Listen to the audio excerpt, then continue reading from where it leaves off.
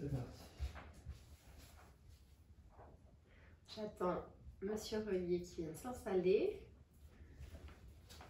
pour vous dire bonjour à tous. Bonjour Monsieur Relier. Enchanté. Bienvenue à The Hop. Shift. Allez, bienvenue à tout le monde. J'avance un peu la table parce que j'ai l'impression que t'es Vas-y. pas très bien installé. Là. Ça va les jambes là? Nickel. Bon, parfait. Allez, bienvenue à tous. On est le premier mardi du mois. Il n'est pas 21h, mais il est 17h00. Donc on est le 5 à 5h PM. Voilà. Donc elle vous expliquera peut-être ce que ça signifie, s'il y a quelque chose à expliquer. On peut, on est dans l'énergie du changement. On est dans l'énergie du changement, le mouvement qui revient avec le mois de mai. Et le portail du 5-5, c'est assez puissant en général. Ok, donc on est tous ensemble, on est tous les deux là réunis pour l'émission The Shift. The Shift, ça signifie le changement, ça signifie le passage, le changement qu'on pourrait peut-être tous opérer à l'intérieur de nous pour contribuer à un changement global. Et le passage qu'on est peut-être, sur lequel vous êtes peut-être en train de marcher là et qui vous emmène vers une version peut-être plus harmonieuse, plus heureuse, plus épanouie de vous-même. Donc ce soir, je suis avec Lagertha. Pour ceux qui suivent Viking, elle a mis sa peau de bête, elle a mis sa boule de cristal, elle a mis sa jolie tresse. Je te fais rougir ou quoi? J'ai chaud en fait. Donc on est content d'être avec vous ce soir pour cette émission. Vous voyez, on est revenu dans notre cabinet Le Cercle à Angers, exceptionnellement pour cette petite heure et demie, on va dire, avec vous. Mais on a le droit. On a le droit. Parce que c'est du travail. Exactement. Et on a notre petit mot qui justifie qu'on a le droit d'être ce là. déplacement, etc. Donc pour ceux qui nous rejoignent pour la première fois sur cette émission, l'objectif de cette émission, eh bien, c'est le partage d'enseignements spirituels, de philosophie ancestrale, mais aussi de connaissances modernes, pouvant vous accompagner justement sur le shift que vous êtes peut-être en train d'effectuer depuis 2 mois durant cette période de confinement, que vous aviez peut-être démarré avant, hein. Peut-être que certains d'entre vous, vous avez démarré ce petit changement-là interne durant cette période toute particulière. Donc ce soir, on va vous parler de paganisme, on va vous parler des différentes fêtes païennes, de leurs origines et de comment ces pratiques ancestrales peuvent s'appliquer de nos jours, dans nos vies, pour nous reconnecter à la nature. Donc si vous souhaitez contribuer à ce partage, si vous souhaitez contribuer à la transmission de ces connaissances, eh bien, je vous invite à partager ce live sur vos différentes pages, groupes ou profils. Vous pouvez aussi taguer en commentaire de cette vidéo eh bien, des personnes qui pourraient être intéressées par ce qu'on va vous raconter ce soir. Ok? Et c'est ce que je vais faire là maintenant tout de suite. Toi, tu partages? Donc là, on est en direct sur nos pages, nos profils personnels. Mais là, je vais aussi partager ce live donc sur la page de The Shift. Hop. Et aussi sur la page de notre cabinet qui s'appelle Le Cercle. Vous voyez en bas de l'écran, vous avez une petite flèche avec marqué partage. Si le cœur vous en dit, si vous avez envie, vous pouvez partager ce live sur vos différents réseaux. Ok? Donc pendant l'émission, soyez réactifs. Vous pouvez mettre des commentaires, des réactions, mettre des petits pouces, des petits cœurs si ça vous parle. Tout ce qu'on est en train de vous raconter, que ce soit en direct ou si vous regardez cette vidéo en différé, c'est la même chose. Ouais, réagissez exactement. Ce que vous racontez derrière. Exactement, parce qu'on prend le temps après l'émission de ce soir ou demain de regarder un petit peu les commentaires et d'y répondre. Donc mettez-nous des petits pouces là, mettez-nous des petits cœurs si vous captez bien, si vous nous voyez bien, si vous êtes content de nous voir. Si vous n'êtes pas content de nous voir, eh bien c'est la magie des réseaux sociaux. Vous avez juste un petit whoop là à faire avec le doigt et on n'est plus là. C'est génial. C'est ça. Donc on démarre tranquillement, on va parler de paganisme ce soir. Donc la première réaction, souvent quand on entend le mot païen, ben, c'est souvent une réaction un petit peu négative. On associe souvent ce mot en fonction de notre culture et de notre éducation. On associe ce mot à l'athéisme, on associe ce mot parfois au satanisme, à des rites obscurs, des rites un petit peu barbares ou des rites sauvages. Ben, on va voir en fait que c'est bien plus simple que ça. Et peut-être bien plus sain aussi que ça, qu'il n'y paraît, puisque le mot païen vient de paganus, qui signifie paysan ou village. Donc la perception négative qu'on peut en avoir, nous, dans notre culture, vient surtout de l'Antiquité, où on avait vraiment une opposition qui était faite entre le monde paysan, le monde rural, et le monde de la cité. Et c'était aussi cette opposition qu'il y avait aussi entre différentes classes de cette époque. La classe productive, qui regroupait les paysans, qui regroupait les artisans, et la classe dite sacerdotale, qui regroupait en fait les hauts représentants du culte et du savoir. Donc l'Église a beaucoup contribué à la perception négative de ce mot pour discréditer les croyances et les pratiques paysannes ou les pratiques natives qui étaient très liées justement à l'observation de la nature, à l'observation en particulier des cycles du soleil et de la lune, et dans l'objectif clairement d'imposer son dogme, d'imposer sa vision du sacré et imposer son Dieu. Okay. Donc il y a beaucoup de fêtes chrétiennes qui sont d'ailleurs calées sur certaines fêtes païennes, on vous en parlera tout à l'heure, justement pour en écraser un petit peu la pratique. Okay. Donc le terme paganisme est employé en fait depuis le VIe siècle par les chrétiens pour désigner principalement toute religion, toute pratique religieuse de ceux qui ne seraient ni chrétiens ni juifs. Donc à partir du moment où vous n'êtes pas chrétien et vous n'êtes pas juif, vous êtes considéré comme un païen par la religion catholique. Et donc c'est tout normal dans notre culture, chez nous en Europe, que cette... C'est ce qui donne cette connotation aussi négative en fait. Exactement. C'est une culture de cette notion-là. Est-ce qu'il n'y aurait pas un autre mot que païen d'ailleurs? Non? Non, après, nous, on est un peu mal à l'aise avec ce terme, encore une fois, parce qu'on y perçoit quelque chose de négatif. Moi, je veux dire, quand j'étais gamin, et que j'allais chez mes grands-parents à la campagne, et que tous les dimanches, on allait à l'église, et qu'on ne traînait pas les pieds pour que j'aille à l'église à l'époque que j'étais enfant, le mot païen, je l'ai un peu entendu 2-3 fois, parce que si j'étais pas un bon chrétien, si j'étais pas un bon pratiquant, j'étais forcément un païen. Voilà, c'est ça qui... Donc les rites païens, que vous comprenez bien, on va vous parler de certains rites païens. Les rites païens sont avant tout des rites qui célèbrent en fait le cycle de la nature et le caractère sacré de cette nature. Rien de plus. Okay. Et c'est aussi une des raisons pour lesquelles on avait envie d'en parler cette année.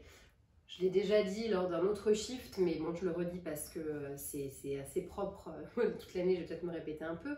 On est en année 4 universelle, qui nous invite à nous reconnecter à nos traditions, à nos valeurs, à la Terre en fait, en général, à la Terre-Mère, voilà, à tout ce qui nous ancre en fait, dans le lieu dans lequel on évolue. Donc je trouvais ça intéressant, on trouvait ça intéressant que de parler justement de traditions plus anciennes qui existent depuis quand même assez longtemps en Europe, de se reconnecter à tout ça, ça pouvait être intéressant. Tout à fait.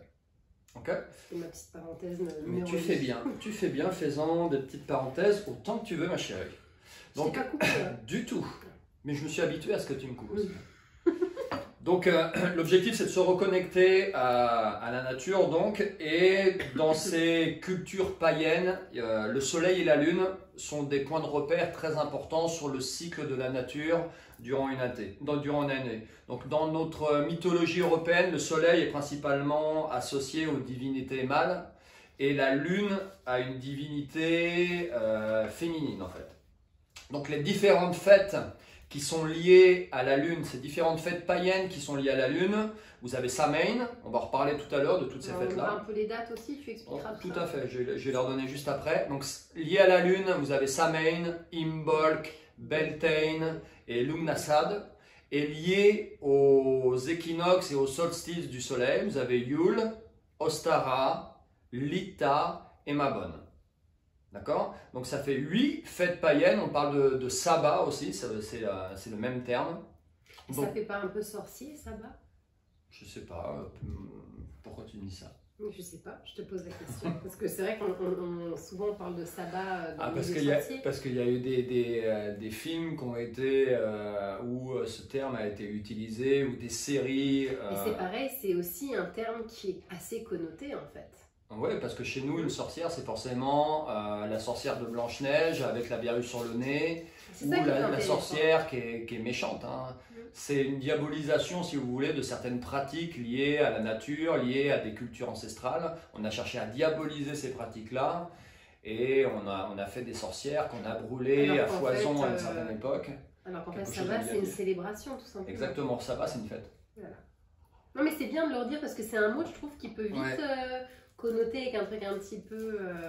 Donc Sabbat, vous avez dans l'ordre Samhain, qui est lié à la pleine ou nouvelle lune du Scorpion, donc entre le 23 octobre et le 22 novembre. Ensuite, vous avez Yule, qui est lié au solstice d'hiver, entre le 20 et le 22 décembre. Vous avez Imbolc, qui est lié à la pleine lune du Verseau, entre le 20 janvier et le 19 février. Ensuite, vous avez Ostara, qui est l'équinoxe de printemps, entre le 20 et le 22 mars. Ensuite, vous avez Beltane, qu'on vient de traverser, qui est la pleine lune du Taureau, entre le 20 mai, mars et le 21 avril.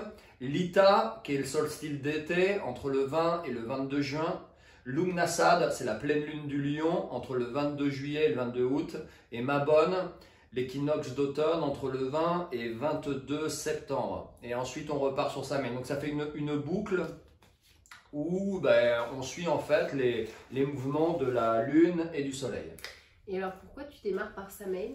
Ça m'intéresse. Parce que c'est une fête qui annonce en fait le renouveau, en fait. C'est le calendrier celtique commençait par cette fête-là en fait. D'accord. En fait, c'est la nouvelle année chez les Celtes. Exactement. Donc je vais vous en parler maintenant. On va commencer par Samhain. Alors si vous êtes intéressé, ça va faire beaucoup d'informations. Vous pouvez prendre des notes si vous le souhaitez, en sachant que cette vidéo restera ancrée. Et si vous êtes intéressé par ces connaissances-là, vous aurez tout le temps et le loisir de regarder en replay tout ça et de prendre des notes à ce moment-là. Donc Samhain marque en fait le début et la fin de l'année celtique, d'accord, qui annonce en fait le début de ce qu'on appelle le temps noir. Donc à Samhain, on honore en particulier la mort du dieu soleil, qui va ensuite renaître à Yule, qui sera juste après. Donc selon le dictionnaire étymologique de la langue gaélique, le mot Samhain signifie l'extrémité de l'été. Et les Celtes en fait divisaient l'année en deux saisons, une saison qui représente la lumière et une saison qui représente l'obscurité. Donc une des croyances liées à Samhain, c'est que à ce moment-là, au moment de cette lune du Scorpion, le voile qui sépare en fait notre monde de celui des esprits devient très très mince, et a pour conséquence en fait que les défunts ça favorise en fait le passage des défunts dans notre monde et le passage de nous êtres humains dans le monde des défunts. Donc les défunts ont la permission en fait, selon leurs croyances, de passer dans notre monde pour y retrouver en particulier des lieux ou des personnes qui leur étaient chères. Donc ça se situe au niveau de notre calendrier à peu près au 1er novembre. Et comme toutes les principales fêtes celtiques, Samhain en fait compte 3 jours de solennité. Le premier jour est consacré à la mémoire des héros, le deuxième jour est consacré à la mémoire des défunts, et le troisième est livré normalement aux réjouissances populaires, familiales, marquées par tout ce qui est banquet, réunions, festins de toutes sortes, autour de cette pratique. Donc ça ressemble un petit peu à ce qu'on a aujourd'hui entre le 31, qui est souvent fêté maintenant de plus en plus avec Halloween. Exactement. Le premier qui est la Toussaint, et le 2 novembre qui est la fête des morts, ou l'inverse. Mais je vais y revenir en fait, okay. Parce que nous on y a associé derrière d'autres. C'est ça, mais c'est intéressant parce que du coup c'est très en lien finalement avec ce qui existe dans ce qu'on connaît. Exactement. C'est juste qu'on ne connaît pas toujours l'histoire. Donc en fait, pour la petite histoire, dans les pratiques vraiment ancestrales de cette fête de Samhain, il y avait une pratique qui était la cérémonie en fait de la renaissance du feu. La cérémonie de la renaissance du feu, en fait, les propriétaires des maisons éteignaient le feu dans leur cheminée avant de se rassembler lorsque la nuit tombait sur la place du village, où les druides en fait procédaient à l'allumage d'un nouveau feu sacré en utilisant en fait un bois sacré qui est le bois du chêne en fait. Et ensuite, chaque propriétaire de maison allait ensuite rallumer des grands feux dans la campagne, sur des collines environnantes, pour éloigner les esprits malfaisants, selon leurs croyances. Et ensuite, chaque maître de maison repartait avec des braises issues de ce feu sacré, pour rallumer ensuite le feu de la cheminée qui était à l'intérieur de leur maison, et dans l'objectif de protéger le foyer durant toute l'année en fait. Et tu parlais justement du lien avec notre culture à nous, c'est en 840 en fait. En 840, sous l'initiative d'un pape qui s'appelle Grégoire IV, que le 1er novembre en fait fut nommé le jour de tous les saints. Et ensuite, on a rajouté à cette fête de tous les saints la fête des martyrs. Et ensuite, on y a rajouté aussi la fête de tous les morts. D'accord? Donc, maintenant, vous connaissez Samhain sous le terme Halloween, mais avec toutes peut-être les pratiques. C'est la veille 2, en fait. C'est la veille 2, et c'est cette nuit-là qui est considérée un peu comme magique, et c'est ça qui est célébré, en fait. Exactement. Donc, la nuit de Samhain, il est coutume, en fait, dans la tradition, de placer des chandelles sur le bord des fenêtres, justement pour guider les âmes des défunts vers l'au-delà, et ensuite d'enfouir des pommes dans la terre qui serviront en fait à nourrir ces esprits pendant leur voyage. Est-ce que tu as d'autres, toi, pratiques? Moi, je vais avoir le petit tips un petit peu plus rituel, du coup, de toute cette période-là. C'est comment inviter, finalement, si on a envie de célébrer ces périodes-là aujourd'hui, on peut aussi simplement s'attribuer certaines choses qui existent et qu'on peut mettre en place dans notre quotidien. Dans toutes ces fêtes, moi je vais rappeler un petit peu que toutes ces fêtes, elles invitent à venir décorer notre intérieur ou bien créer un hôtel avec des pierres, avec des plantes, hein, tout ce qui est en lien avec la nature au moment de la fête.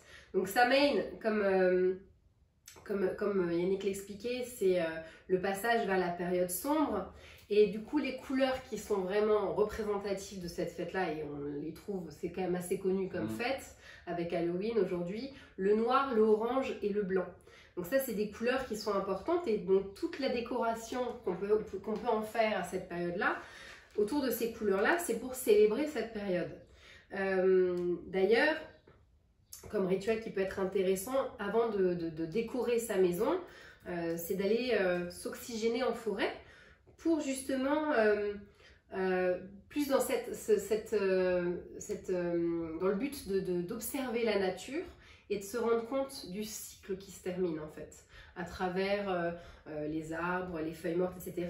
Et du coup de choisir sa décoration faite à base de feuilles d'automne, de citrouille, parce que c'est vraiment le fruit de la période, qu'on peut ensuite, à la manière des Celtes, transformer, creuser pour faire ces visages qui font peur, pour éloigner les esprits, etc. Pour en faire une lanterne qu'on va pouvoir allumer le soir pour protéger la maison. Et puis faire aussi toutes sortes de repas avec ce qui reste de la citrouille. Parce que l'idée est toujours, enfin toutes ces célébrations-là, il y a la décoration qui est importante, il y a les repas qui sont importants. Et c'est donc ici une célébration sur plusieurs jours. Donc on peut faire des gâteaux à base de marrons, de châtaignes, de citrouilles, etc. Pour partager ça encore dans l'idée avec la famille et les amis. Donc c'est une période aussi où on termine... En fait, comme on a observé cette fin de cycle de vie à travers la forêt, on peut aussi nous s'intégrer pleinement dans ce cycle-là en étant connecté à la nature, en se retrouvant en famille ou entre amis pour discuter et parler du bon vieux temps.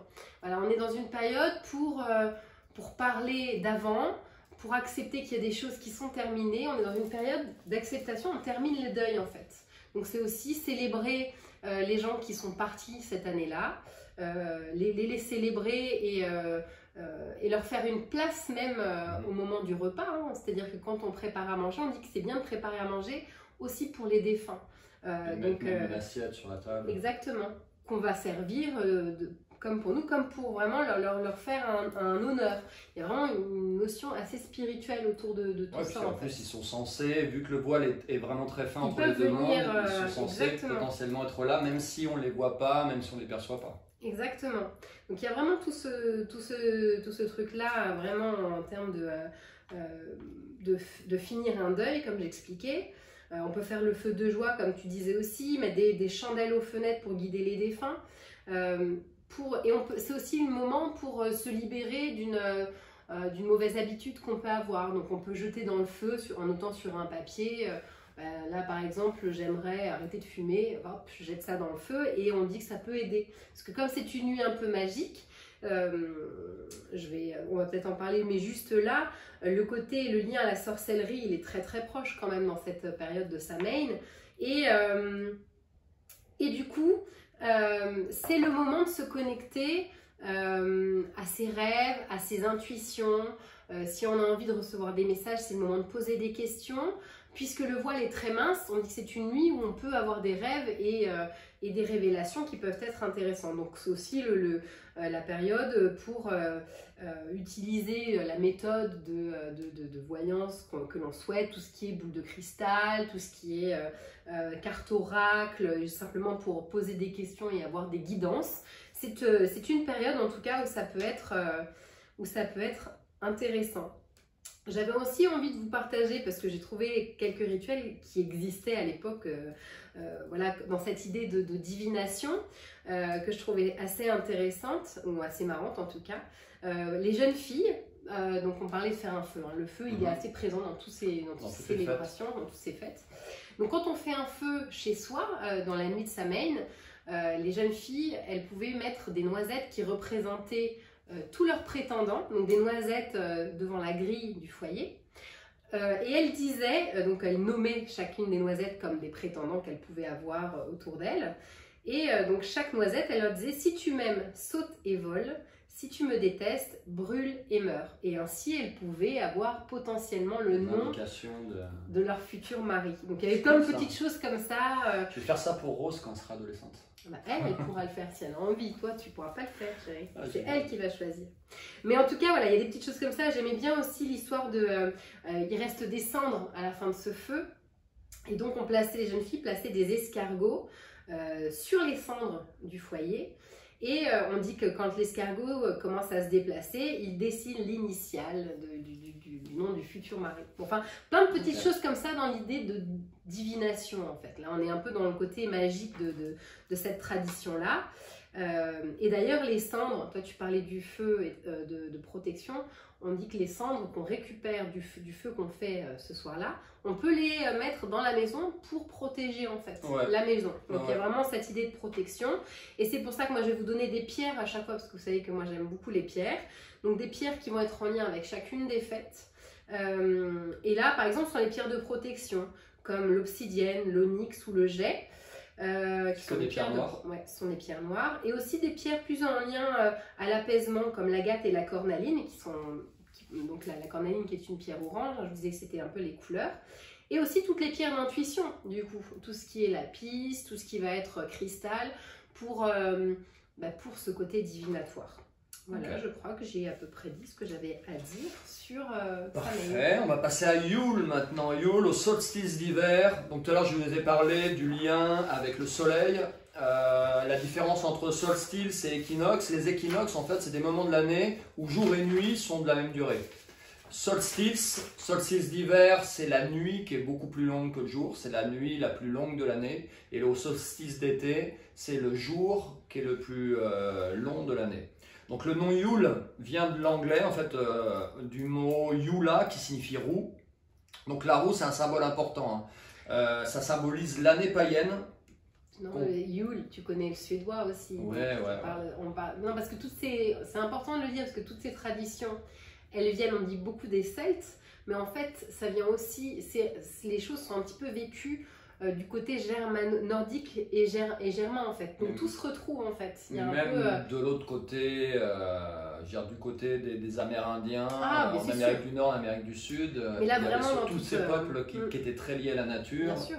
Ils observaient aussi la lune et le soleil et ils ont créé leur rite autour de ça. Mais même en Inde, hein, on en parlait tout à l'heure, il y a des trucs qui se retrouvent vraiment aussi même. Mais juste de dire que voilà, tout ce qui a le côté païen en Europe, ça vient d'un peu de différents endroits. Ceux qui ont vu Viking, on voit un petit peu, ils font beaucoup de rites païens. C'est pour ça que j'ai revêtu ma peau de bête. Ma peau de Viking. C'est une fausse peau de bête. Hein. On est d'accord, on n'a pas tué un petit mouton derrière chez nous. Non. Donc le sabbat de Yule a lieu lors du solstice d'hiver le 21 décembre. C'est le moment de l'année donc où la nuit est la plus longue, mais c'est celui aussi où les jours vont progressivement à nouveau redevenir plus longs. Donc le sabbat de Yule célèbre la renaissance du soleil, le passage des ténèbres à la lumière, le début d'une nouvelle vie, la régénération, le retour des énergies sur Terre en fait. Donc Yule, encore une fois, c'est l'époque où la nuit est la plus longue de l'année. Et c'est des observations qui ont été faites par les peuples depuis la nuit des temps, encore une fois, et qui, justement, à ce moment-là, voyant que la nuit était plus longue, ben, dans leur rite, ils suppliaient les forces de la nature d'allonger les jours et de raccourcir à nouveau les nuits, en fait. Donc les païens célèbrent Yule juste avant l'aube. Juste avant l'aube. Et ensuite, ils regardent le soleil se lever comme si ça couronnait un petit peu leurs efforts, leurs prières étaient exaucées. Donc Yule souligne le moment vraiment de l'année où le soleil renaît. Donc il est d'usage, encore une fois, d'allumer des feux ou des chandelles, justement pour accueillir ce retour de la lumière. Tu voulais dire quelque chose? Non, j'écoutais, moi c'est une fête qui est très très liée à ce qu'on vit dans les périodes de Noël, donc exactement. Tu vas en parler peut-être. Ouais, donc il y a eu beaucoup, depuis l'Antiquité, il y a beaucoup de fêtes qui sont été pratiquées au moment de cette semaine-là, dans des atmosphères vraiment de joie, parce que c'est le retour de la lumière, on décorait les maisons. C'est le Dieu, c'est ce qu'on voyait justement même chez les Hindous. Ouais. Je vais en parler aussi. Ouais. Ah, tu en parles aussi. Donc on décorait les maisons, on mettait du hou.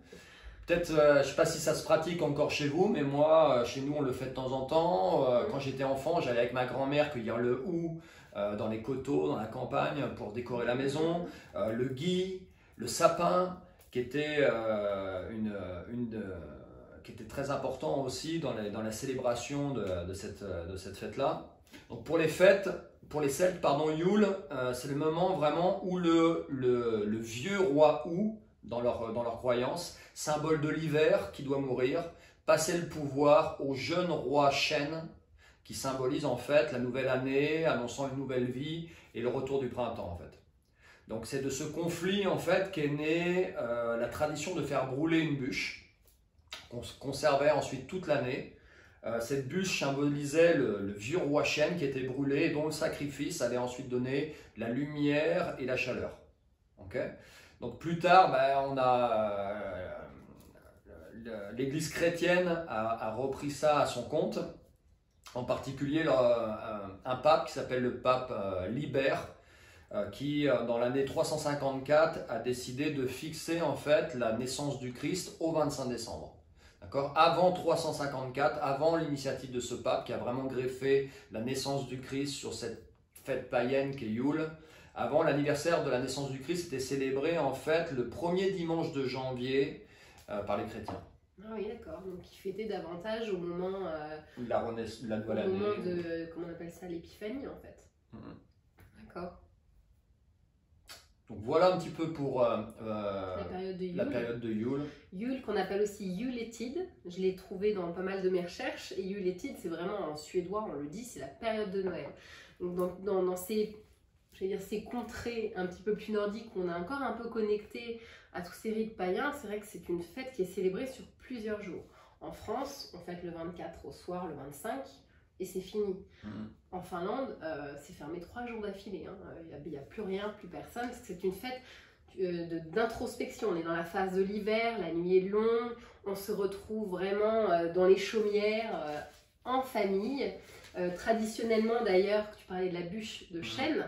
On utilise la bûche de chêne, on peut choisir d'autres arbres, mais le chêne étant la force et représentant ça, et c'est ce qu'on se souhaite. C'est un arbre sacré, bien sûr, il y en a plusieurs, des arbres sacrés. On peut utiliser d'ailleurs différents, parce qu'il y en a qui sont plus autour de la magie, autour de la guérison, etc. Mais le chêne, j'ai sifflé carrément. Le chêne.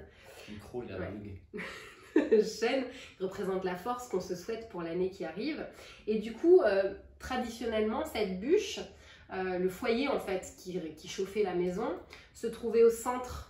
C'était pas des cheminées le long des murs comme on connaît aujourd'hui dans nos maisons, c'était plutôt au centre. Encore une fois, si vous regardez la saison Viking, c'est très bien expliqué. Il y a tout un épisode où ils célèbrent Yule, et c'est vrai que c'est vraiment comme ça. On mettait donc cette grosse bûche, il fallait qu'elle brûle au moins toute la nuit. Donc on prenait des très grosses bûches qui d'ailleurs finissaient pas de brûler en une nuit, puisqu'on les conservait, comme tu expliquais, idéalement pour le Yule suivant, mais aussi déjà pour Beltane, parce qu'il y a des feux qui vont être, on va en parler après, pour Beltane. Et donc cette grosse bûche, on la faisait brûler au milieu du foyer. Il y avait des traditions qui nous invitaient à tourner autour, dans le sens du soleil, je crois. Ouais, des points cardinaux.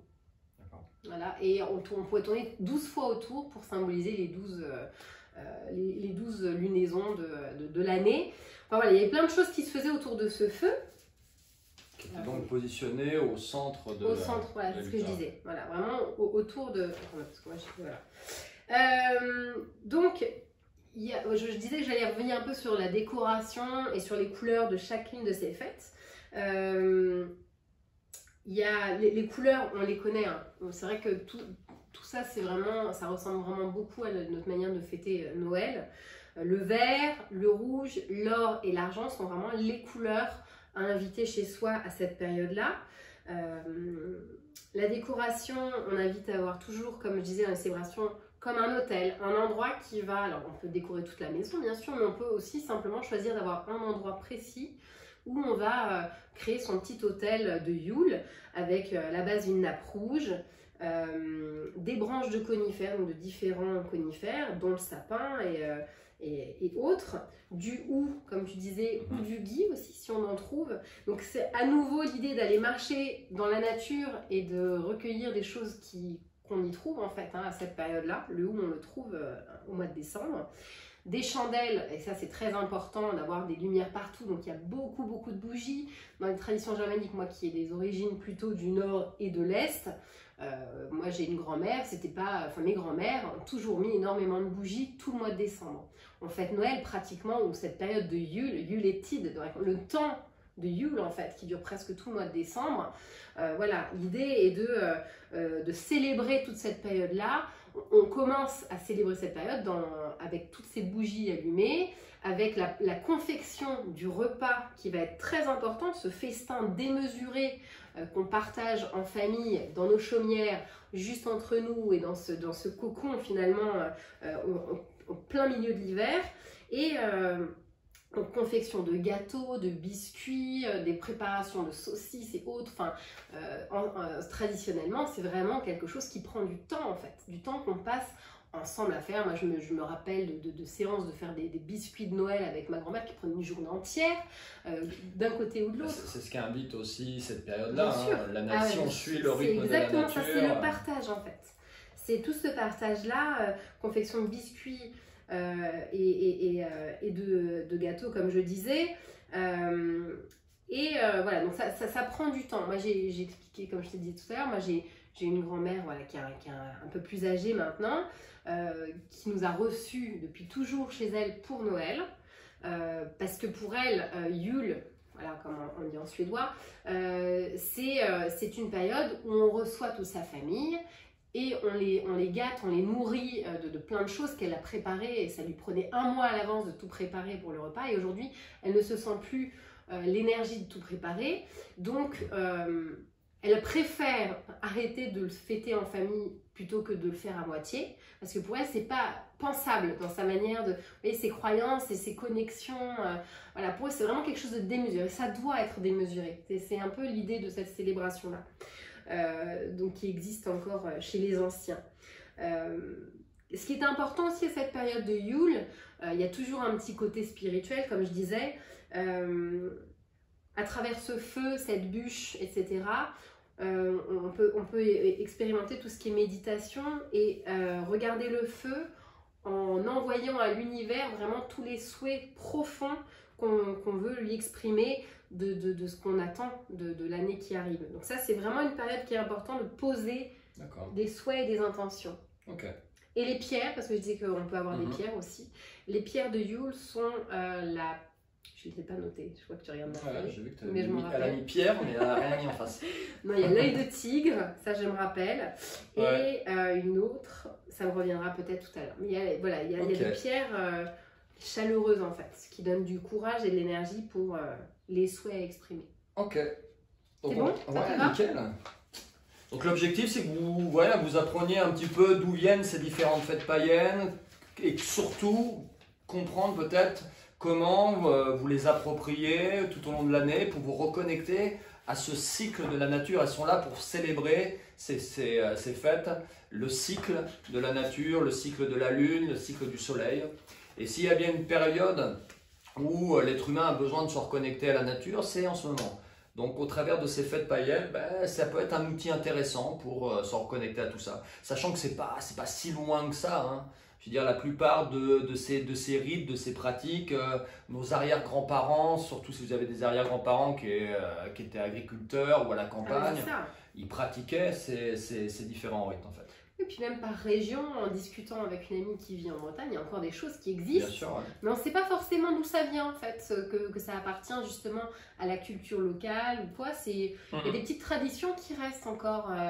On en parlera sur Beltane peut-être tout à l'heure, mais voilà, il y a des choses qui restent. Là, on va attaquer Imbolc. Donc Imbolc, c'est lié à la lune, c'est lié à la lune du Verseau, celle qui est entre le 20 janvier et le 19 février. Donc chez les Celtes, on fête cette fête païenne d'Imbolc le 1er février. Donc on dédie cette fête en l'honneur de la déesse Brigitte ou Birgit, suivant votre prononciation. Protectrice des femmes et des jeunes animaux. On célèbre la purification et la fertilité à la sortie de l'hiver. Imbolc symbolise donc le printemps qui redonne son souffle de vie à la terre pour la réveiller. Les paysans portaient à cette époque-là parfois un flambeau. Ils marchaient en procession dans les champs en fait, en priant cette déesse Birgit de purifier la terre avant les semailles. C'est aussi la période des naissances des agneaux. Derrière chez nous, on a des moutons. Les premiers agneaux, les agneaux arrivent à cette période d'Imbolc. Les brebis donc commencent à avoir du lait. Donc on faisait des fêtes autour de tout ça à cette époque-là. On versait aussi le lait des brebis sur la terre pendant ces célébrations. Pour aider la terre à être encore plus fertile. Donc c'est un sabbat, c'est une fête qui est très très très importante car elle est liée vraiment au nettoyage et à la purification en fait. Okay. Donc la déesse Birgit règne vraiment sur les arts, c'est la déesse de la connaissance, c'est la déesse du feu, la déesse de la forge. C'est une déesse qui est priée pour la guérison, pour la fertilité. C'est la patronne des druides, c'est la patronne des sages-femmes, c'est la patronne des forgerons. Et dans le christianisme, elle est associée en fait à Sainte Brigitte, qui a été la jeune fille qui, selon les écrits, aurait aidé la Vierge Marie à enfanter. Donc chez les chrétiens, en fait, on ne parle pas forcément d'Imbolc, on parle de Chandeleur ou fête des chandelles, qui est aujourd'hui fixée au 2 février. Donc la Chandeleur, c'est une fête qui est populaire, hein. Mais vous faites certainement des crêpes à la Chandeleur sans vraiment savoir pourquoi vous faites des crêpes à la Chandeleur et certainement sans savoir que c'est lié à cette fête païenne Imbolc qui est liée à la lumière. Donc au niveau de la religion chrétienne, cette fête de la Chandeleur est aussi appelée la présentation du Christ au temple ou encore la purification de la Vierge. Donc traditionnellement on fait des crêpes en hommage au Christ. Et ces crêpes, en fait, par leur forme ronde et dorée, rappellent aussi le soleil, évoquant le retour du printemps après l'hiver. Et dans la tradition, on fait sauter les crêpes, si vous voulez, avec la main droite, en tenant une pièce d'or dans la main gauche. Et l'objectif, c'est d'arriver à retourner la crêpe sans qu'elle se renverse naturellement. Et ça symbolisait, en fait, c'est une sorte de gris-gris pour connaître la prospérité pendant toute l'année. Et la toute première crêpe, dans cette tradition, la toute première crêpe était gardée et positionnée en haut de l'armoire de manière à ce que les prochaines récoltes soient abondantes et de manière aussi à éloigner la misère et le dénuement en fait, dans cette notion d'abondance. En se disant, bah, même si on est dans la grosse loose, on aura toujours cette petite crêpe en haut de l'armoire qu'on pourra aller grignoter si vraiment on est dans la dèche. Oui, c'est beaucoup des histoires d'offrandes et des choses comme ça, quand même aussi, dans toutes ces célébrations-là.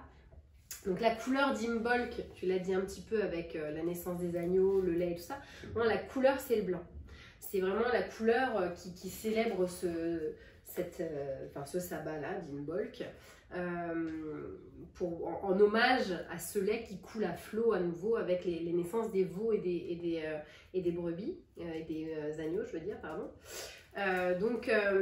Si vous avez envie de célébrer Imbolc, donc bien évidemment il y a les crêpes si on veut les faire, mais on peut aussi à nouveau avoir ce petit autel chez soi avec des chandelles, dans les couleurs, dans les tons forcément blancs, mais rose et rouge aussi, parce que c'est aussi des couleurs qui peuvent être importantes. Même je crois que traditionnellement on allumait des bougies rouges autour de tout ce qui était blanc. Encore une fois, on invite à aller se promener dans la nature pour aller cueillir les premières perce-neige qu'on peut faire sécher et mettre aussi dans cet autel pour décorer à nouveau pour cette période-là. Il y a aussi une tradition qui est intéressante à cette période-là, c'est de créer son propre encens de purification. Comme on disait que c'est une période de nettoyage. On parle de nettoyage de printemps, donc on n'est pas tout à fait encore dans le printemps, mais en tout cas c'est une période qui invite à vraiment nettoyer, purifier sa maison à la sortie de l'hiver. Donc on peut créer son propre encens d'Imbolc, soi-même avec de l'oliban, du sang de dragon, du santal, de la cannelle, un peu de vin rouge et donc des fleurs séchées de perce-neige qu'on peut trouver à cette période-là. Les pierres qu'on peut avoir d'ailleurs sur son autel à côté de tout cela sont l'améthyste, le grenat, le turquoise et l'onyx. Donc ça c'est des pierres en lien avec Imbolc aussi. À cette période, encore une fois, on peut aller, il y a des petites choses qu'on peut faire pour célébrer, puisque c'est une période qui honore les déesses. Ça peut être honorer sa déesse intérieure, là c'est pour le côté vraiment rituel pour soi, et c'est pour ça que je disais que faire soi-même son encens, ça peut être intéressant. Planter des semences, donc on plante les premières graines qu'on espère voir germer dans le printemps. Comme on est dans une période de nettoyage et de purification, dans la décoration, je ne l'ai pas dit, mais c'est hyper important d'avoir un balai à l'entrée de la maison qui symbolise ce nettoyage, voilà, qui invite ce nettoyage. On remplace tout ce qui est vieux par du neuf, tout ce qui est vieux et abîmé par du neuf. Et puis c'est le moment aussi de trier. Donc si vous triez par exemple vos vêtements et tout ce dont on ne sert plus, qu'on ne porte plus, on le chasse de la maison et idéalement on le donne à des œuvres caritatives, on fait un don de ça. Voilà, il y a vraiment une idée de se débarrasser et de donner dans la période d'Imbolc. Ok. Voilà pour Imbolc, ça te va? Mais tout à fait, vous arrivez à suivre là? Ça vous va? Mettez-nous des petits pouces ou des petits commentaires si tout ça, ça vous parle. Peut-être certains d'entre vous, vous découvrez, vous dites mais de quoi ils sont en train de me parler là? Ils sont pas en train de faire un live de sport ou faire des... Il y a trop de lives de sport en ce moment, nous on se différencie en vous expliquant les fêtes païennes, c'est pas mal quand même. Chacun son truc. Donc Ostara, on passe maintenant à l'équinoxe de printemps. L'équinoxe de printemps aux alentours du 21 mars. Donc le terme Ostara, ça vient du terme Eostre, qui est la déesse germanique de la lune et de la fertilité. Donc au niveau de la roue de l'année, si on suit vraiment cet enchaînement cyclique de ces différentes périodes, ça correspond donc à l'équinoxe de printemps qui a lieu à peu près entre le 20 et le 21 mars. C'est le moment de l'année où le jour et la nuit ont donc une durée égale. C'est le principe que je vous expliquais tout à l'heure de cette notion d'équinoxe. L'arrivée du printemps est symbolisée par le renouveau de la vie, renouveau de la terre. C'est une période de fertilité, c'est la saison des amours, c'est le printemps. Vous voyez ce que je veux dire. Donc pour sortir un petit peu de cette pratique européenne, Sachez qu'il y a des pratiques aussi qui ont lieu dans le même ordre autour de ces différents rites liés au soleil et à la lune, de l'autre côté de chez nous, du côté de l'Amérique du Sud en particulier. Et dans l'ancienne ville maya située au Mexique, dans la péninsule du Yucatan, une ancienne ville qui s'appelait Chichen Itza, eh bien, tous les ans, en fait, il y a de nombreuses personnes qui se rassemblent à cet équinoxe de printemps et à l'équinoxe d'automne aussi, pour observer en fait les ombres créées par le soleil sur les escaliers d'un temple qui s'appelle le temple Kukulkan. Et en fait, ces ombres ressemblent à des serpents en fait. Donc au printemps, ces ombres, ces serpents, descendent les marges du temple. Et dans les croyances, on considère en fait que les Mayas qui sont reconnus comme des astronomes réputés et très compétents, eh bien l'histoire raconte en fait qu'ils auraient construit ce temple précisément pour créer cet effet visuel au niveau des équinoxes en fait. Donc Ostara, ça marque vraiment le premier jour du printemps.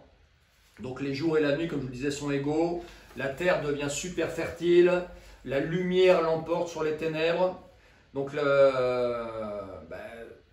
toute cette énergie pousse les animaux sauvages à se reproduire. On célèbre partout le réveil de la nature, le réveil de la terre. On fait des fêtes. On fête l'arrivée du printemps, les fleurs qui sont en train de surgir des bourgeons. On fête l'arrivée de la pluie, du vent qui vivifie justement toute cette nature. Et cette fête d'Ostara est très très liée aussi donc au culte en fait de ce qu'on appelle le féminin sacré, au travers, partout dans le monde, de certains cultes liés à certaines déesses.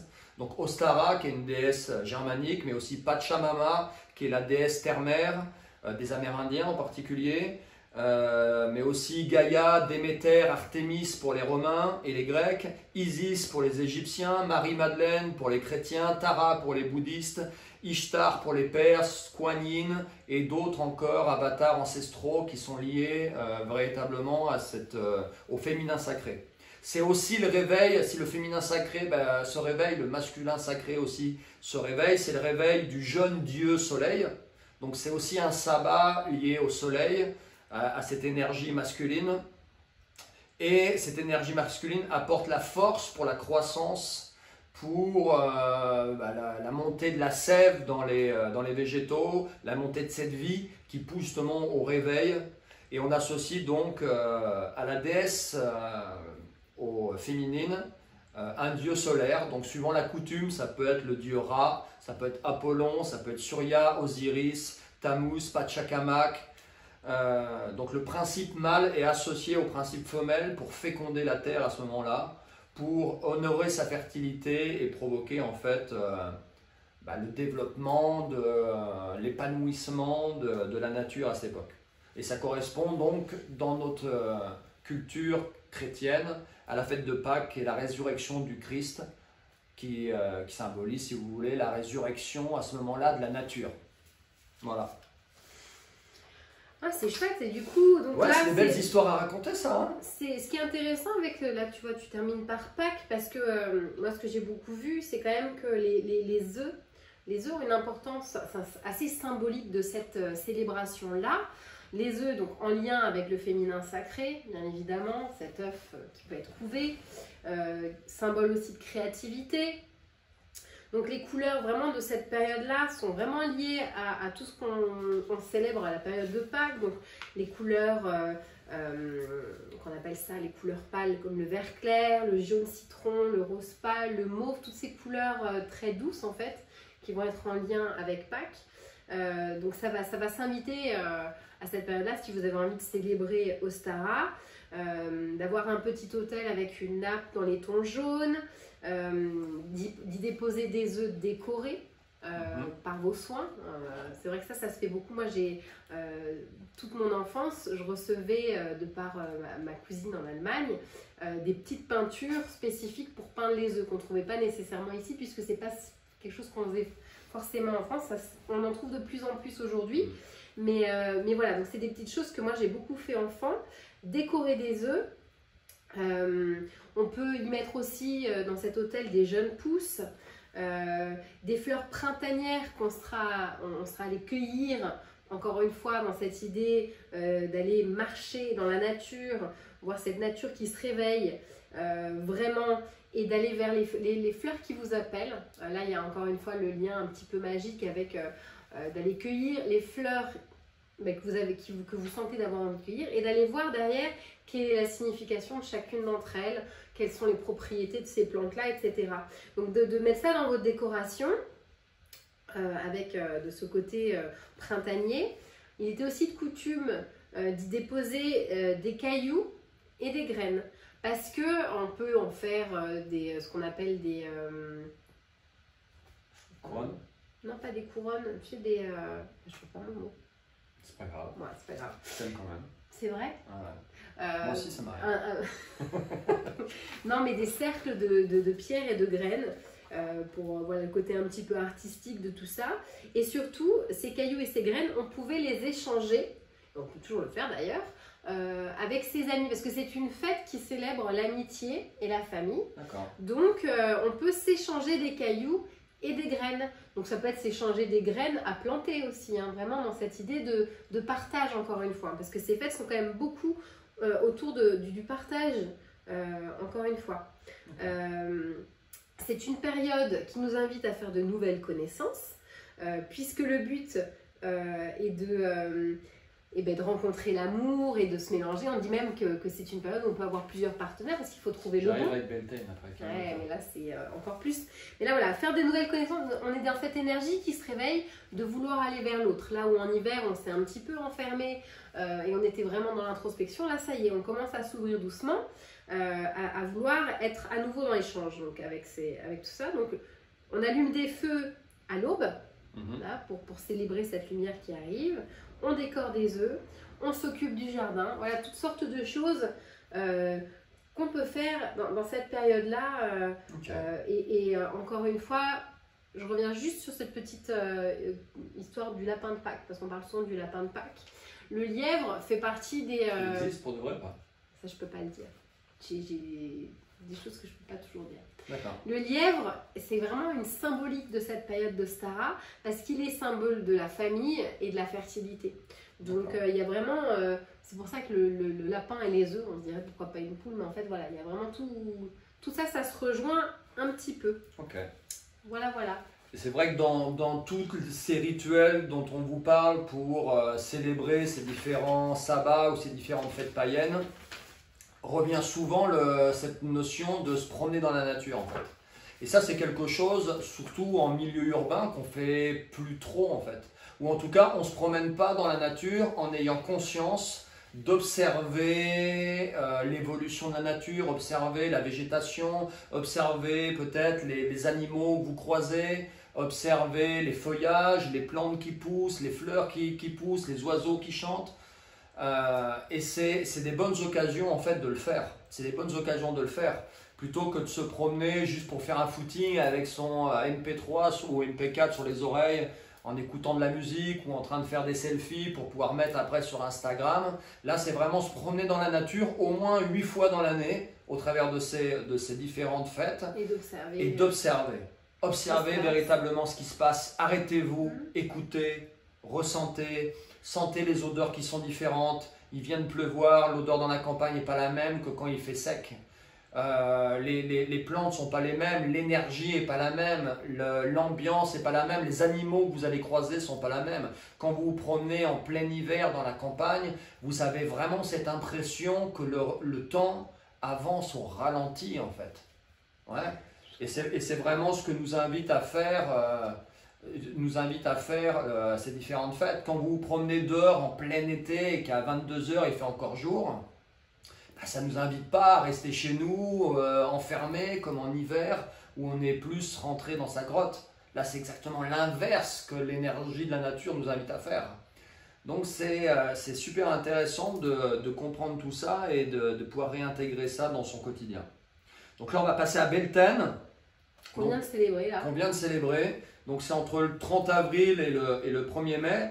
Donc Beltane, ça signifie feu de Bel. Feu de Bel qui fait directement référence au dieu Bel, connu chez les Celtes par Bélénos. Si vous avez été un grand fan comme moi d'Astérix et Obélix, ce dieu Bélénos, vous l'avez certainement lu plus d'une fois. Donc à l'époque des druides, cette fête était avec Samhain la fête la plus importante du calendrier celtique. Ouais. Contrairement à beaucoup de fêtes païennes qui furent ensuite christianisées, Beltane, elle, n'a pas été remplacée par une fête chrétienne, puisqu'on la considérait, peut-être même qu'on la considère encore, comme une fête un petit peu démoniaque. Elle est devenue célèbre sous le terme de la nuit des sorcières. Et pourquoi? Parce que derrière Beltane, il y a une notion de liberté sexuelle, il y a une notion de joie débridée, d'ivresse, de goût du péché. Et bon, ça, vous comprenez que c'était clairement pas possible d'associer la religion catholique avec ce style de pratique très lié justement à l'énergie de cette période. Donc il n'y a pas de fêtes chrétiennes qui sont venues se greffer sur Beltane. La légende, ouais, tu voulais dire quelque chose, je te sens. Non, mais il n'y a pas de fête chrétienne, mais on a quand même, enfin, aujourd'hui, pour ramener ça à aujourd'hui, Ouais. c'est célébré de différentes manières dans différents pays. Ouais. En France, c'est la fête du travail, par exemple. Ça n'a rien à voir. Ça n'a rien à voir, mais c'est un jour qui est férié.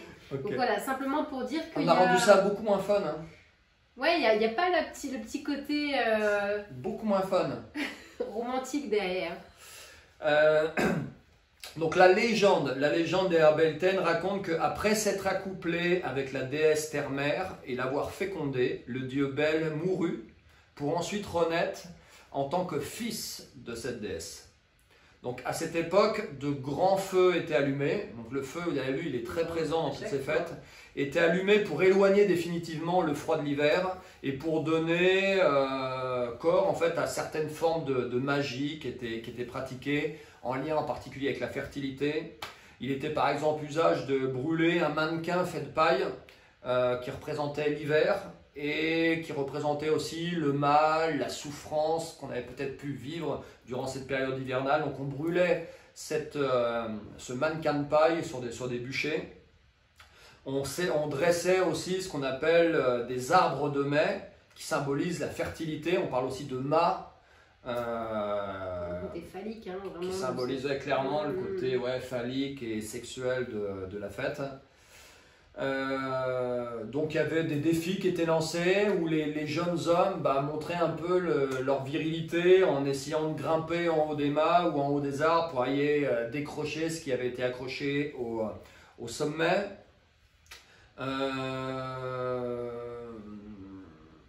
Donc il y avait de grands feux encore une fois qui étaient allumés, ce feu symbolisait aussi la chaleur de la passion, il y avait des feux qui étaient allumés dans les collines environnant le village, ça symbolisait encore une fois le retour de la vie, le retour de la fertilité dans le monde. Et en particulier, le bois qu'on brûlait durant cette fête de Beltane était issu de différents bois sacrés. Et selon la tradition druidique, vous avez 9 bois sacrés, le sorbier, le chêne, le noisetier, le bouleau, l'aubépine, le sureau, l'if et le genévrier. Donc on dansait autour de ces feux. C'était vraiment très joyeux, très festif. On célébrait la fertilité de la nature. Et ça avait aussi pour objectif, ces danses autour du feu, de protéger sa santé et d'apporter la prospérité dans les chaumières. Faut qu'on danse, les amis, merde. Oui, c'est le moment là, on est dans la loose avec ce Covid, mais faites un feu dans votre jardin. Vous avez un jardin chez vous là, Beltane vient de se terminer, faites un grand feu, vous dansez nus autour du feu. Bon, faites attention que le voisin il ne soit pas là en train de filmer, mettre ça sur les réseaux sociaux, sinon vous êtes grillés. Vous plantez un mât. Pas trop, parce qu'en ce moment, si vous ne faites pas trop de sport, vous avez peut-être pris 2-3 kilos, et vous grimpez en haut du mât. Santé, prospérité pour le reste de l'année. Si vous ne cassez pas la gueule du mât. Bon. D'accord, chérie. Alors, je t'ai Non, pas voilà, c'est pas bien. Fais, vas-y, j'attends de voir ce que tu diras. On fait des feux souvent. Non, mais c'est vrai que nous, on a fait un tirage de cartes Oracle d'ailleurs pour Beltane. On a fait volontairement, on avait fait notre tirage du samedi plutôt le vendredi pour célébrer ce jour-là. On avait préparé, donc ça c'est des petites choses qu'on peut faire en fait, parce que comme je disais dans ces célébrations, il y a toujours des petits rituels pour se connecter à l'énergie de ces fêtes-là. Donc il y a la couleur qui vraiment, on est un peu dans les mêmes tons que le printemps, donc le rose, le vert pâle, etc. Mais on réchauffe aussi avec du mauve, du rouge et du parme, parce que ce sont voilà, des couleurs qu'on voit aussi dans la nature à travers le lilas, les roses qui commencent à fleurir. Ouais, il y a des plantes qui sont présentes à cette période-là. Donc à Beltane, on dit qu'on peut rallumer un feu à partir de la bûche de chêne de Yule. On peut aussi simplement en déco avoir une très grosse chandelle. L'idée d'avoir une grosse bougie blanche et d'avoir dans la décoration sur une nappe plutôt dans les tons roses tout ce qui est en lien, parce qu'il y a un côté magique hein, dans cette nuit de Beltane, on a dit un petit peu, tout ce qui représente les fées, les élémentaux, tout ce qui est en lien avec le peuple de la nature va être petit peuple de la nature, etc. D'aller à nouveau se lever à l'aube pour cueillir des fleurs et en faire des couronnes de fleurs. Donc on peut porter, moi j'ai fait un petit tirage de cartes, j'avais belle couronne des couronnes de fleurs que tu adores.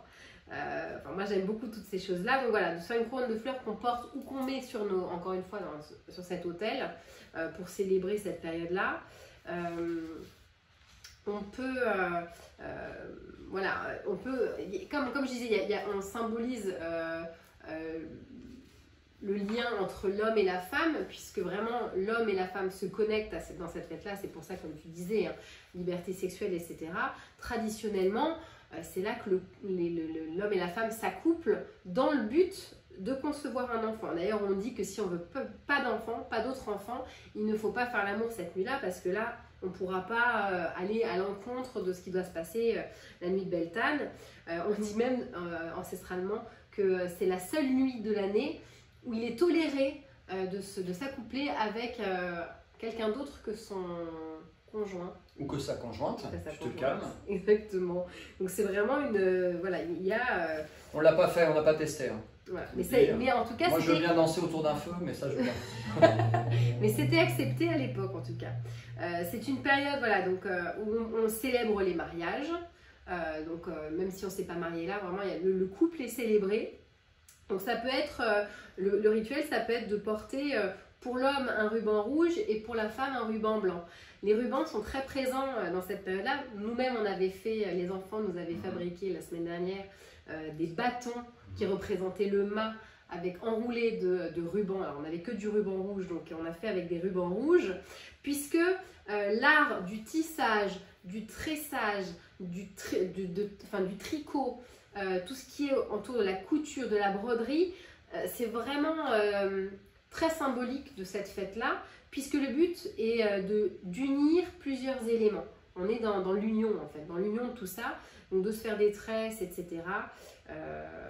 C'est important pour célébrer ça. Et tu parlais du feu, et il est important de danser autour, certes, mais il y a même une petite coutume qui était de sauter entre les feux, donc en couple, hein, on sautait entre deux feux, pour avoir un bel avenir en fait. Voilà, ça faisait partie des petites traditions, des choses qu'on peut faire. Ok. Si vous avez un appartement, faites ça entre deux bougies. Allez pas foutre le feu dans la résidence. Et comme moi je l'ai dit déjà la semaine dernière, mais je le redis parce que j'aime bien, Zaza que je suis sur l'astrologie l'appelle la fête du cul. C'est un peu pour ça. Voilà. Beltane, on est dans cette énergie-là. Vive le printemps. Ok. On passe à la suite. Ouais. Allez, l'Ita maintenant. L'Ita, c'est le solstice d'été, donc c'est le 21 juin. Donc les jours sont les plus longs à cette époque-là et ça marque vraiment l'apothéose du cycle solaire. Donc l'Ita, c'est la déesse celtique de la prospérité, la déesse des moissons à venir, de la richesse de la nature. Donc c'est au solstice d'été vraiment que la déesse Lita va tomber enceinte d'un dieu qui naîtra ensuite à Yule au solstice d'hiver.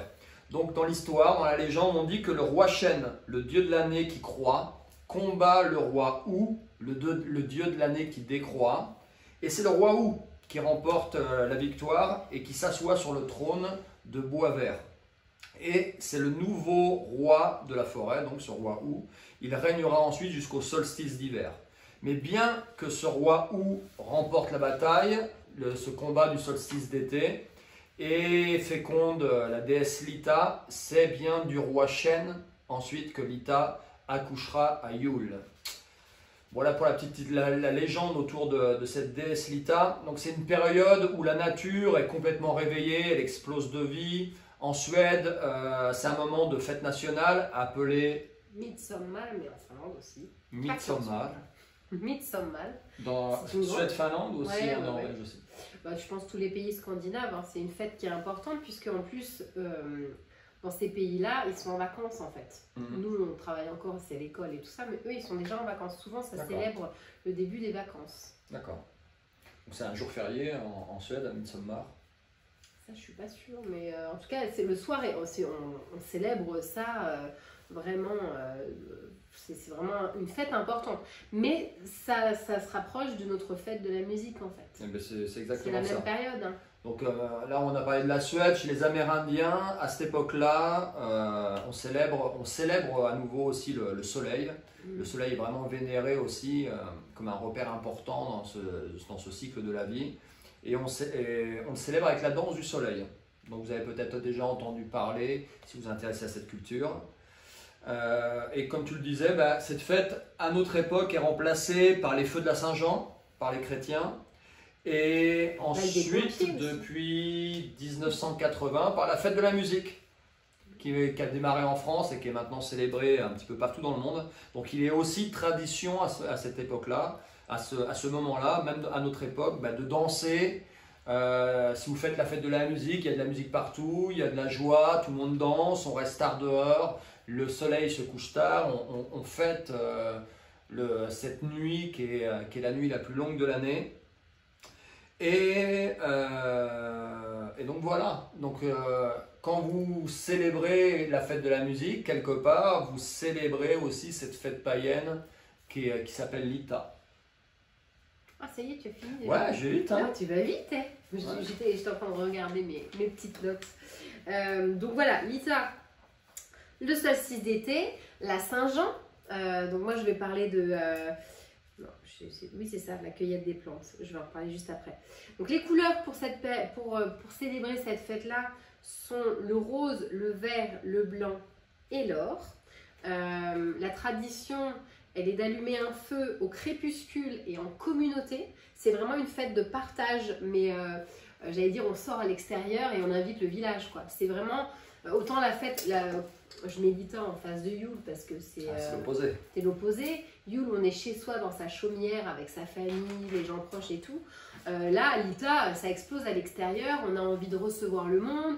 On est voilà, c'est des balles, c'est la période des balles communaux. En fait, je pense que ça existe encore dans les communes paysannes, ce qu'on appelle même les fêtes de fin d'année à l'école et tout ça. C'est toute cette énergie-là, en fait, hein, Lita. Et donc, en gros, si vous, à cette époque-là, si à Lita, vous restez enfermé chez vous, vous voulez voir personne, et qu'à l'époque de Yule, fin décembre, vous voulez sortir dans les pubs, faire la fête, vous allez complètement, c'est un choix, vous pouvez le faire, hein, mais vous allez complètement à l'envers du cycle de notre énergie, du cycle de la nature, de cette énergie naturelle. Et du coup de notre nature, parce qu'on est connecté en fait à cette nature. C'est un bon moyen de se reconnecter. Donc le feu qu'on allume au crépuscule à Lita, en communauté, donc c'est un feu de partage, on jette dedans tout ce dont on n'a plus besoin. Voilà, ça c'est comme bien souvent, il y a des rituels comme ça, on jette ce dont on n'a plus besoin. Il y a un petit rituel que je trouve assez joli, je vous le partage là, qui était donc on se réunit en colonne de 4 points cardinaux autour du feu. Et le chef de colonne, c'est pour allumer le feu en fait. Donc chaque colonne a une torche pour embraser le feu. La personne qui se trouve au sud dit « Je viens du sud, j'apporte la victoire ». Il embrase. Celui qui arrive de l'ouest, enfin de la ligne de l'ouest, « Je viens de l'ouest et j'apporte le souvenir des ancêtres ». Celui qui est placé au nord Je viens du nord et j'apporte la renaissance. Et celui qui est placé à l'est, je viens de l'est et j'apporte l'abondance. Donc on est vraiment dans un démarrage de l'été, dans un démarrage de vraiment quelque chose de très joyeux et dans le partage. Donc le seau au-dessus du feu pour purifier et favoriser la fécondité. Donc on est à nouveau dans cette énergie de purification. C'est une période d'offrande, de partage des fruits de saison. Donc on cueille des fruits, on mange des fruits et on les partage à nouveau. C'est vraiment... et on le voit, moi je pense même aujourd'hui dans les écoles, souvent la fête de l'école, on fait il y a des frites, on fait un barbecue, etc. Comme tout est autour du feu, c'est le meilleur moment pour proposer ça. Autant en Beltane, c'est la fête, c'est les premiers pique-niques à l'extérieur. Autant là, on grille les choses sur le feu pour partager ce qui doit être grillé, etc. Il y a une autre petite, un petit rituel qui peut être fait parce que c'est une nuit spéciale, la nuit de l'Ita, la nuit de la Saint-Jean. On peut cueillir les herbes. Ah ouais, c'est vrai. Yannick, c'est Jean, en fait, petit Jean, donc c'est ta fête. C'est ma fête, ouais. Donc pendant ta fête, tu peux aller cueillir les herbes de la Saint-Jean. Je vais surtout faire un grand feu. Des herbes qui peuvent être utilisées à nouveau pour la purification et la guérison, telles le millepertuis, l'achillée millefeuille, l'armoise, le lierre, marguerite, sauge et camomille, tournesol. Enfin, il y a plein de plantes comme ça qu'on peut aller cueillir entre le crépuscule et l'aube, parce que c'est une nuit vraiment un peu spéciale pour ça. Même traditionnellement, c'est là qu'on faisait toute la cueillette pour les plantes médicinales, etc., qu'on utilisait de manière pour se soigner ou de manière plus magique en fonction à l'époque. Il y a aussi, ça c'est un petit peu moins connu, mais le côté féminin de cette célébration-là, ce sont les bains de purification. Ce sont les femmes qui apportent ce rituel en lien à l'eau pendant cette fête-là. Donc c'est le moment d'aller faire des bains de purification dans les courants d'eau, etc. Puisqu'encore une fois, on est dans cette purification. C'est aussi le moment de confectionner des couronnes de fleurs, mais avec des fleurs un peu différentes de l'époque de Beltane. On est plus autour des roses, qui est vraiment la fleur à avoir sur son autel si on veut se faire un petit autel. Voilà, avec les couleurs de l'Ita, sur une petite nappe verte avec des roses et puis des pierres, pourquoi pas, qui sont en lien avec cette fête, comme l'agate mousse, l'aventurine, la jade, qui sont des pierres de chance aussi, le quartz rose, l'amour, l'émeraude aussi, et le diamant, qui sont voilà, des pierres de connexion et d'amour. Ok. Allez, il nous en reste deux et on aura terminé. On passe à Lughnasadh. Lughnasadh qui est lié au cycle de la lune, cette fois. Donc là, c'est le 1er août. Donc c'est une célébration de la mythologie celtique, plutôt irlandaise, qui signifie assemblée de Lugh. Lughnasadh, ça veut dire assemblée de Lugh. C'est un moment en fait. Le dieu Lugh alors. Le dieu Lugh. Le dieu de la lumière alors. Exactement. Donc c'est un moment pour, c'était un moment en tout cas pour donner de ses récoltes, par exemple, dans l'objectif en fait de recevoir en retour en fait, en ayant conscience que on ne peut rien recevoir de la vie si on ne donne pas avant. Ouais, ce qui pourrait être intéressant de réinjecter un petit peu dans la philosophie qui est la nôtre en ce moment. Donc même certains rois distribuaient une part de leur richesse à ce moment-là. Dans l'objectif, dans leur croyance, ils pensaient qu'ils allaient du coup recevoir encore plus après. Donc il y avait de grands festins, c'est une célébration autour de Lughnasadh qui durait plusieurs jours. On festoyait, il y avait des bardes, on organisait des jeux, donc c'était très festif. C'était un moment aussi de retrouvailles, de paix, de convivialité. On célébrait vraiment cet esprit communautaire, cet esprit village. Et dans la tradition, en fait, le matin du 1er août, bien, les prêtres et les prêtresses de la communauté se rendaient dans les champs. Ils cueillaient du blé, en fait, qu'ils battaient ensuite avec un fléau pour séparer, bien, comme on faisait avant, le grain. Ils passaient ensuite le grain à la meule pour faire de la farine. Et en fait, tous leurs gestes étaient examinés. On examinait aussi les grains qui étaient sortis, la farine qui était produite à ce moment-là. Et ça permettait en fait de présager si la récolte serait bonne ensuite. D'accord ? Donc c'est une période où au niveau de la nature, bien on sent que petit à petit les jours commencent à raccourcir, l'obscurité reprend un peu son pouvoir, on va dire, sur la lumière. Et avec Lughnasadh, en fait, on commence déjà à poser les premières graines de l'introspection qu'on va faire ensuite de manière beaucoup plus importante durant la période de l'hiver. Donc on commence progressivement, on était dans une période qui était très ouverte, où on était beaucoup à l'extérieur, où on était beaucoup dans les choses extérieures. Là on commence progressivement à se recentrer sur soi, à se recentrer, à se regrouper à l'intérieur des maisons et se recentrer vraiment autour des personnes qui comptent. Lughnasadh. Lughnasadh, qui est aussi la fête du pain. Donc, comme tu le disais, voilà, on récolte. En fait, c'est le pain fait des premières récoltes. Toi, tu parlais de farine.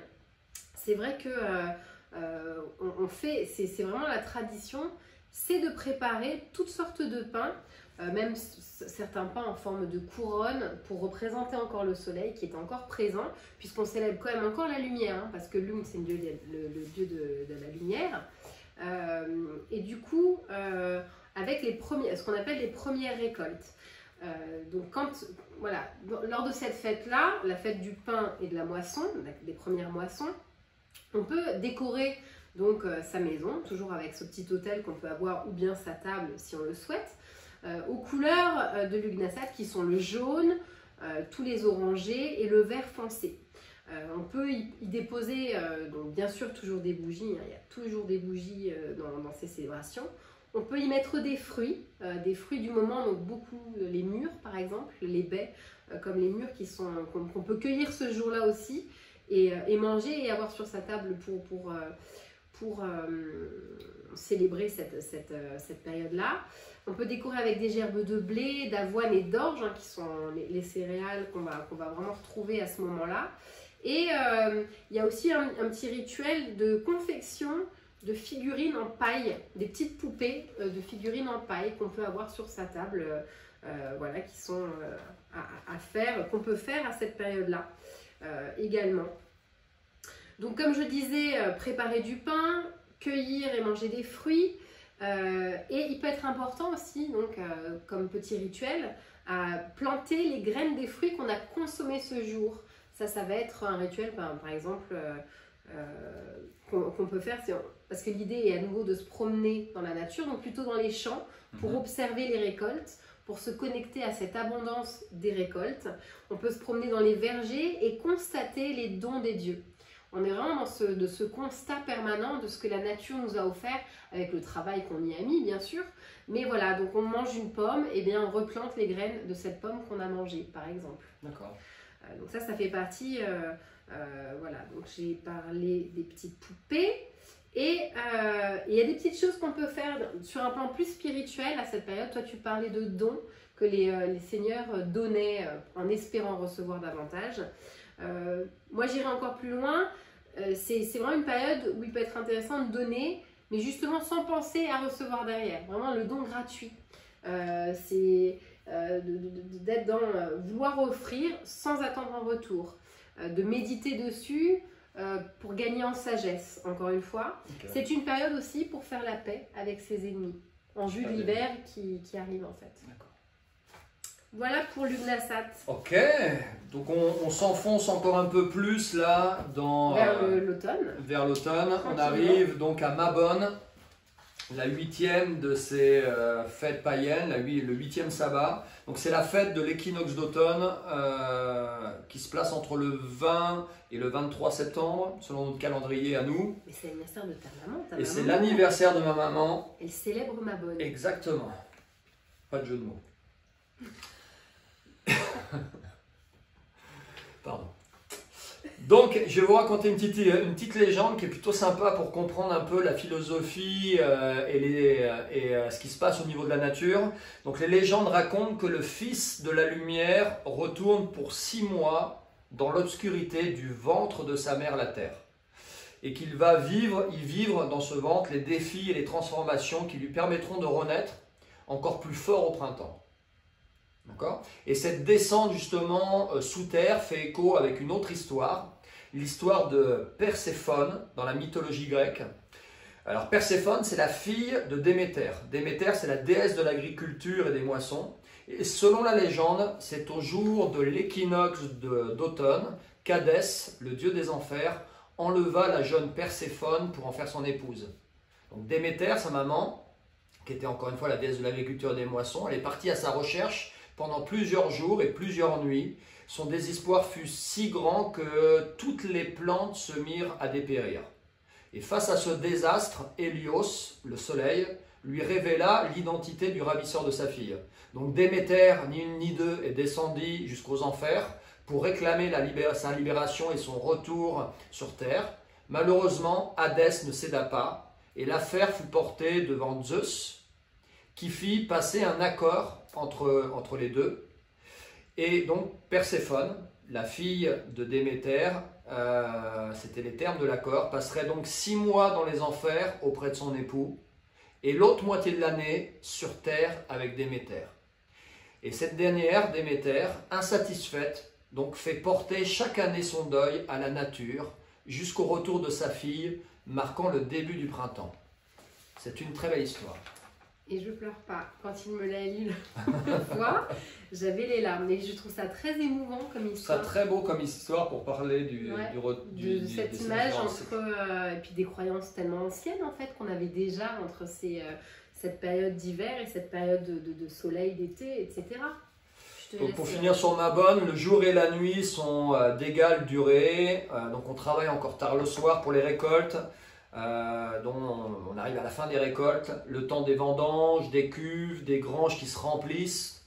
Donc on est en train d'engranger pour passer l'hiver. Donc le dieu soleil perd encore un peu plus de sa vigueur, même s'il a été très fort peut-être pendant l'été. Et c'est visible, encore une fois, selon la légende que je vous ai racontée tout à l'heure, Déméter a fait en sorte que la nature soit décline à ce moment-là, au moment où sa fille n'est pas avec elle. Donc c'est visible par la chute des feuilles, des fruits, les couleurs chaudes, baladez-vous en pleine nature à cette période-là, vous voyez que la nature change, les feuilles tombent, les couleurs sont différentes. La nature commence à somnoler et tout ça, ça marque en fait l'arrivée de la période de l'hiver. D'accord ? Et on est encore là, au niveau de Mabon, dans une période où on est à mi-chemin entre l'excitation de l'été, avec toutes ces énergies qui nous poussent au mouvement et à être dehors, et avec la torpeur de l'hiver qui va arriver. On est juste au milieu. On est vraiment dans la fin, on est dans la fin de l'été, donc on célèbre encore un petit peu tout ce qui se passe à la fin de cet été, toutes ces récoltes, toute l'abondance qu'on a pu observer. Les couleurs de Mabon, c'est le rouge, ce sont les oranges, les marrons, le brun, les couleurs de l'automne. Le roux, voilà, les couleurs d'automne, mais aussi le violet, puisque comme tu le disais, les vendanges, le raisin a sa place vraiment, a une grande place dans cette fête-là. D'ailleurs, dans la décoration, si vous voulez décoriser, ça se pas dit. mal. Si vous voulez décoriser votre maison à l'époque de Mabon, ça peut être donc à nouveau après cette promenée en forêt ou cette promenée en tout cas pour observer ce que la nature nous a donné et les changements à cette période-là, d'avoir des légumes de saison que vous avez recueillis de votre jardin. Ça peut mettre des raisins, donc on est vraiment dans quelque chose de très vivant encore, dans ce qu'on peut avoir sur notre table. Des vignes aussi, en plus des raisins, des épis de maïs, parce que c'est vraiment une fête qui célèbre le maïs. D'ailleurs, un des symboles de cette fête-là, c'est le pain de maïs. On fait du pain de maïs pour la fête de Mabon. Et puis les noix qui arrivent aussi en automne.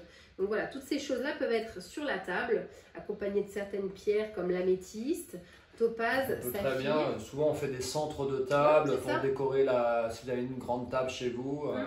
Rien que le fait de changer tout ça en fonction de ces différentes fêtes, décorer, mettre des pierres différentes, là, mettre des sarments de vigne, des couleurs différentes, des noix, etc. Ça peut juste être ça pour vous reconnecter justement à cette période et à cette tradition en fait. Et puis au cycle de la nature. Exactement. Voilà, donc j'ai dit pour les pierres, aussi jade qui apporte toujours la chance, et la malachite qui est dans le nettoyage aussi. Pour célébrer ma bonne, il est toujours intéressant de faire un repas spécial. Donc avec ce pain de maïs, ou bien avec des noisettes, enfin tous les fruits qu'on peut trouver à cette période de fin septembre. C'est une période aussi qui invite à fleurir les tombes. Donc on parlait de Samhain, où on est en lien avec les défunts. On prépare déjà un peu ça. Et on va fleurir les tombes à la période de ma bonne. On vient apporter les dernières fleurs sur les tombes. C'est une période aussi qui invite à faire des offrandes à la mère nature et aux animaux en vue de l'hiver qui s'annonce. Donc on fait des offrandes, on est dans offrir les recettes aussi un petit peu de l'abondance qu'on a eue lors des récoltes. Et c'est à nouveau aussi un moment pour rassembler des vêtements et de la nourriture pour les donner dans des œuvres caritatives, etc. On est à nouveau dans une période où on donne. Encore, il y a des liens qui se font entre les différentes fêtes. Donc déjà, à l'Ugnasat, on donnait. Là, on donne à nouveau en se débarrassant de choses qui peuvent nous encombrer dans nos placards. Et de manière un petit peu plus spirituelle, c'est une période où il est important de pratiquer des rituels en fait, ou des charmes de protection pour la maison. Se protéger pour inviter l'abondance dans nos vies, pour l'hiver qui arrive. Des rituels autour de la protection de l'emploi. Il est bien de garder son emploi pour conserver l'abondance. Et c'est une période aussi où il est bon de solder ses dettes. Donc on se libère de toutes nos dettes si on n'a pas pu le faire en septembre. Et ça tombe bien parce que c'est la période où on reçoit les impôts. Non mais c'est marrant. C'est pour ça en fait. C'est pour ma bonne en fait. D'accord. Voilà ce que je pouvais vous dire. Ok. Cette dernière célébration. Donc là on a fait le tour vraiment de ces 8 fêtes ou ces 8 sabbats païens. Ouais, ces fêtes païennes qui encore une fois dans le terme païen c'est vraiment le terme païen, encore une fois, comme je vous l'expliquais au tout début, ça vient de paganus, ça vient de paysan, donc il y a une notion vraiment de lien très fort à la nature, de l'observation des cycles de la nature, et au travers de l'observation de l'environnement, observation du cycle du soleil, observation du cycle de la lune, et se reconnecter à tous ces enseignements, se reconnecter à tous ces rites, à toutes ces croyances, à votre manière. On vous a donné quelques outils là pour essayer de vous y intéresser, vous reconnecter à tout ça. C'est un bon moyen de se reconnecter à la nature elle-même et quelque part aussi se reconnecter à notre nature, puisqu'on fait partie nous-mêmes de cette nature qui... et de se réintégrer même. De se réintégrer, de se réintégrer complètement dans cette nature-là. D'accord ? C'est clair, comme je vous l'expliquais tout à l'heure, si vous voulez vous réintégrer dans cette nature-là, l'hiver, les soirs d'hiver, c'est des soirs où on va être chez soi, dans une ambiance cocooning, où on va prendre le temps d'être avec les gens qu'on aime, où on va célébrer cette introspection, on va travailler sur soi peut-être, plonger à l'intérieur de soi. C'est pas une période qui nous invite à faire la fête et à sortir tous les soirs dans les pubs, dans les boîtes de nuit et à aller voir plein de gens en fait. Donc juste le fait de prendre conscience de ça, de se réintégrer un petit peu dans ce cycle naturel des choses, de célébrer peut-être 8 fois dans l'année au travers de ces différentes fêtes, la nature de manière un peu plus forte, juste peut-être en changeant le centre de table, la déco chez vous, ou en allant vous promener dans la nature sur ces périodes bien précises et observer vraiment de manière consciente ce qui vous entoure, ça peut être juste ça. Et c'est un moyen, encore une fois, de se reconnecter à la nature elle-même et de se réintégrer aussi soi dans cette nature. Ok ? Je présente juste mon livre parce qu'on me l'a demandé. Ouais, si tu veux, bien sûr. Bon, c'est un livre qui nous a aidé un peu. Moi, on a fait pas mal de recherches de notre côté, mais c'est vrai qu'il est bien parce qu'il reprend un peu tous les sabbats. Et nous, on l'utilise dans nos petits rituels avec les enfants. C'est l'almanach de la sorcière. Ouais, c'est très ludique, Ouais, très fun. c'est ludique. On lit avec les enfants, il y a une petite chose par jour. Voilà, on Et parle les sabbats, ils sont ouais, expliqués. ils sont pas mal c'est pas mal, c'est résumé, mais c'est bien. Et puis voilà, ça parle des anges, ça parle de plein de choses que nous, on utilise au quotidien. Donc je l'avais apporté parce que j'ai vu qu'il y avait Maud qui demandait. Okay. On termine. Pour clôturer, on a une petite, un petit rituel de fin. Tirage de cartes, tu veux faire? Tu tires et moi je lis. D'accord. Ok. Une petite carte oracle pour vous, pour célébrer cette fin de confinement, les amis, qui approche. Pour célébrer la période d'été et bientôt l'ITA dans quelques semaines. On va allumer quelques feux aussi à la sortie de ce confinement, très certainement.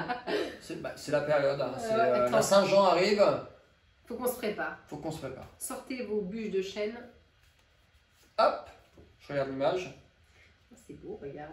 Elle me fait un peu peur cette image. Non. C'est joli là, c'est l'arbre qui s'enlace. Ouais. Je ne sais pas si vous voyez. C'est une très belle image. Alors, le message, il est pour vous les amis. Chaque relation évolue, mais cela ne signifie pas que l'amour s'est enfui. Prenez cela comme un temps de réflexion. Certains ajustements sont à faire. Un nouvel objectif de vie doit être envisagé. Si vous avez froid et que vous vous sentez seul, dites-vous que sous la surface de la terre se réchauffe la promesse du printemps à venir. En attendant, exprimez ce que vous ressentez avec douceur, amour et sincérité. Autorisez-vous à être vulnérable et serrez-vous très fort dans les bras l'un de l'autre. Tu veux me serrer très fort dans tes bras? Oh, les gentilles. C'est très très doux ça, dis-moi. Ouais. C'est mon fils, avant que je parte, qui est parti, qui m'a regardé, qui dit « Oh, Zoli !» Sacha? Oh, Zoli. Je trouve ça très doux. On espère que cette petite émission de ce soir vous a plu sur le thème des fêtes païennes, du paganisme. Si tout ça, ça vous a plu, partagez, diffusez, taguez en commentaire peut-être des gens qui pourraient être intéressés par tout ce dont on a parlé. Partagez sur vos profils si vous en avez envie, sur vos différentes pages ou dans vos différents groupes. On se retrouve très prochainement, dans un mois, pour une nouvelle émission. Si tout va bien, on sera sorti peut-être du déconfinement et on reviendra sur des horaires. On sera sorti du confinement. Parce que si on sort du déconfinement, ça veut dire qu'on retourne dans le confinement. Boulette. Donc on sera revenu peut-être sur un rythme de vie un peu différent. On reviendra sur des horaires un peu plus en soirée pour cette émission. En attendant, si vous avez des questions, vous pouvez nous les envoyer. Que ce soit en message privé ou directement en commentaire de ce live, de cette émission. À très bientôt. Prenez soin de vous. Et merci ma chérie. Merci. Et on se retrouve très vite.